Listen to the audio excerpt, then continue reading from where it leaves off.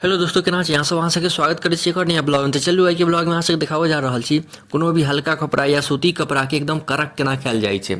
तो देखियो, पहले तीन गो कुर्ता छै, एकरा आब करक करक देखाबै छी। देखियो, ई डोल में ई भात जे नहीं पसाबै छियै, डेगची वाला भात नहीं पसाबै छियै, ओहिमे जे मार निकलैया मार, ओ मार के निकालि लेब, अथी डोल में राखि लेब, एहिमे सब कुर्ता सबके डुबा देबै। ठीक, पहले कुर्ता सबके खींच लेब, बढ़िआँसँ खींचलाके बाद सुखा देबै। ठीक छै, आ खिंचा जायत, मशीनमे खींचू या हाथसँ खींचू, जाहिसँ खींचब।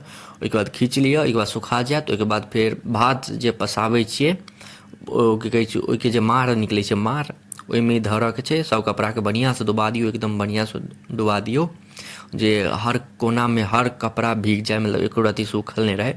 तऽ सबके बढ़िआँ सुखा दियौ आओर रौदामे पसारि दियौ। देखियौ, देखाबै छी अहाँ सबके, तऽ एक नम्बर करक भऽ जायत। की बताउ, मुलायमे कपड़ाके करब, किएकि मोटगर कपड़ा तऽ ओनाहे मोटगर रहै छै। जे मुलायम रहै छै ने, या सूती कपड़ा रहल, ओकरा सबके लोक करै छै ने, तऽ ज़्यादा नीक लगै छै, फेर पहिरऽमे नीक लागत।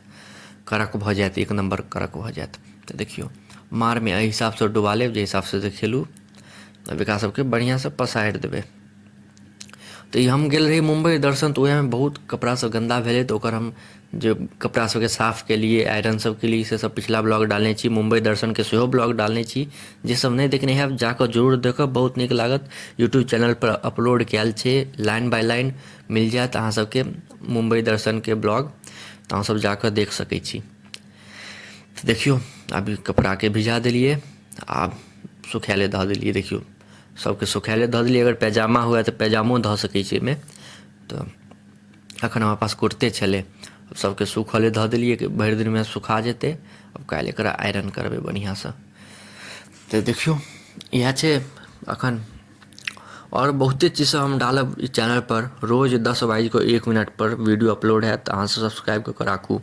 तऽ देखियौ, सुखा गेलै एकदम। देखियौ, करक भऽ गेल छै कपड़ा।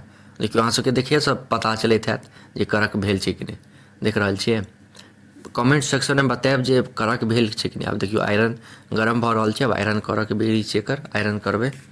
देखियौ, करक भऽ रहल छै कि नहि, अहाँसब जरूर बतायब। देखियौ, करक छै भेल।